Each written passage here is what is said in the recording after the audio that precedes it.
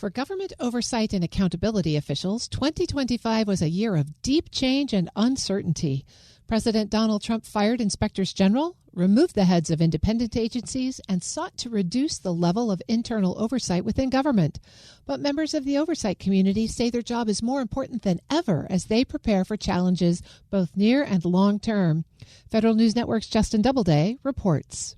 It was a tough year for fans of independent oversight in government. President Trump has fired 19 inspectors general so far, and he's targeted agencies once thought to be independent, ranging from the Office of Special Counsel to the Government Accountability Office. But current and former officials say the oversight community is grappling with issues that aren't exclusive to the Trump administration. At a January 15th workshop hosted by Virginia Tech's School of Public and International Affairs, members of the oversight community discussed the challenges, both near and long term. To be sure, Trump's targeting of inspectors general was top of mind for many attendees. Max Dyer is president and CEO of the Partnership for Public Service. When an administration walks in and fires 17 IGs for no good reason, that presents the evidence that in itself speaks for itself. Our oversight capacity for our government is being harmed. And there are a lot of other actions that have taken place since then that unfortunately reinforce the challenge that is being presented to oversight and beyond. A federal court found those firings were illegal because Trump did not provide the required 30-day notification to Congress about the removals. But the court found there was no way to remedy that violation, and lawmakers have done little to reinforce the law they passed in 2022 requiring the president to provide notification. James Christian Blockwood, president and CEO of the National Academy of Public Administration, compared the situation to flagging down a police officer when a driver is clearly speeding. But what if the police officer is doing nothing?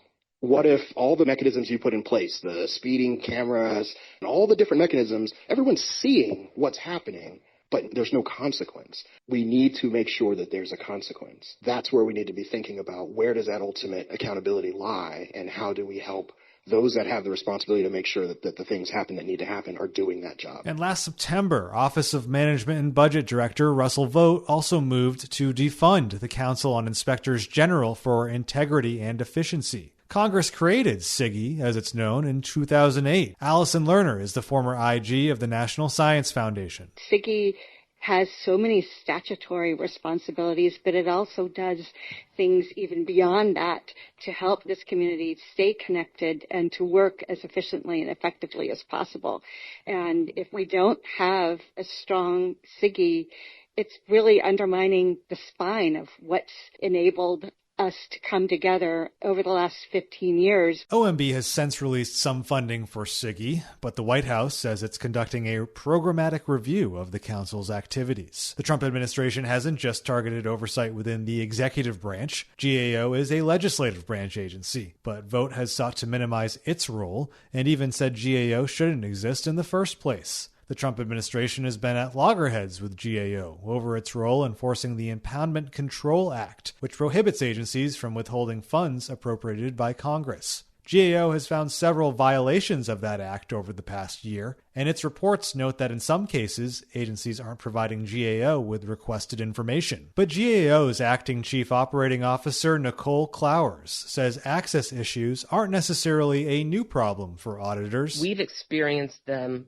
for decades under both parties' various administrations. And so it's not party specific or administration specific. So we do have some muscle memory and techniques that we use, but we're certainly expanding on them now. The Trump administration has also massively reshaped the role of the federal government in just 1 year in office. For Clowers, all those changes only reinforce the need for agencies like GAO. Where I stand, oversight is as important as ever. And I would argue more important than ever. For one, the federal government's role is undergoing a significant transformation. Whether you agree with the policy changes that are being made or you disagree with the policy changes, I think we all can agree that changes will have a profound impact on how federal programs operate, at least for the near future, maybe longer term as well. One of the big challenges for oversight organizations is communicating with stakeholders and the general public about their work. That's where leaders like Steyer see a big opportunity. How do we better engage and educate those? And it's going to depend a lot on the audience we're talking about.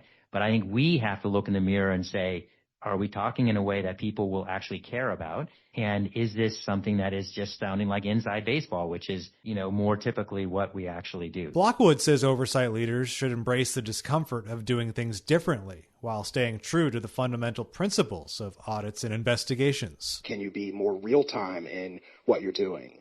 How do you offer more transparency and communication to what those findings are? The timeline. We are well beyond where you can take months to do a study. You can still do that, and it will produce good information at the end, but you have to have other packages and products that have some early findings as to what to do with it. And we need to be really, really focused on outcomes so that you're not just looking at maybe something happens and yes, it was good, but you didn't follow the exact prescription of the way it should have been done. That can't be like the future of how we look at accountability, auditing, and investigations. At GAO, big changes are already underway. Longtime Comptroller General Gene Dodaro retired at the end of 2025. It's an uncertain time to be losing one of the oversight community's most steadfast figures, but Clowers says GAO is leaning into the future. It's looking at the use of technologies like artificial intelligence to help speed up audits, and Clowers says GAO is constantly evolving how to best communicate the value of its work through blogs, podcasts, and other mediums. Clowers says those priorities and more are top of mind as GAO embraces what she calls a pivotal moment for the auditing and oversight community. When you think about the challenges, when you think about the time that we're at, we can make ourselves small, right? And hope no one notices us and sort of weather things like that. Or we can continue to carry out our mission and do the right things, which has always been GAO's goal. And I can't speak for everyone, but I can assure you that at GAO we're focused on mission and we're singularly focused on achieving that mission, and will continue to be so. Justin Doubleday, Federal News Network. You can find Justin's story at federalnewsnetwork.com.